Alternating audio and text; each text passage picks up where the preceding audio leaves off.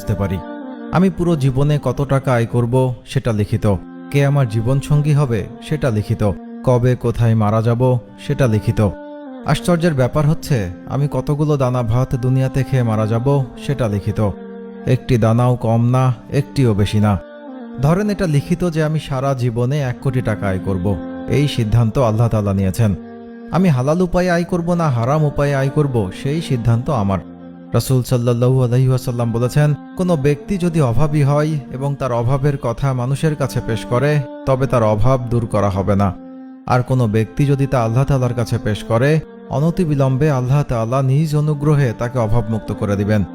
যদি ধৈর্য ধারণ করি, আল্লাহ তাআলার কাছে চাই, তাহলে হালাল উপায়ে ওই 1 কোটি টাকা আয় করেই আমি মারা যাব। হারাম উপায়ে হলেও ওই 1 কোটি, নাথিং মোর নাথিং লেস। আমি যেই ফলটি আজকে ঢাকায় বসে খাচ্ছি সেটা হয়তো ইতালি কিংবা থাইল্যান্ড থেকে ইম্পোর্ট করা। ওই গাছে যখন মুকুল হয়েছে তখনই এটা নির্ধারিত যে এটি আমার কাছে পৌঁছাবে। এর মধ্যে কত পাখি ওই ফলের উপর বসেছে, কত মানুষ এই ফলটি পাড়তে গেছে, দোকানে অনেকে এই ফলটি নেড়ে চেড়ে রেখে গেছে, পছন্দ হয়নি কিনেনি। এই সব ঘটনার একটাই কারণ, ফলটি আমার রিজকে লিখিত। যতক্ষণ না আমি কিনতে যাচ্ছি ততক্ষণ সেটা ওখানেই থাকবে।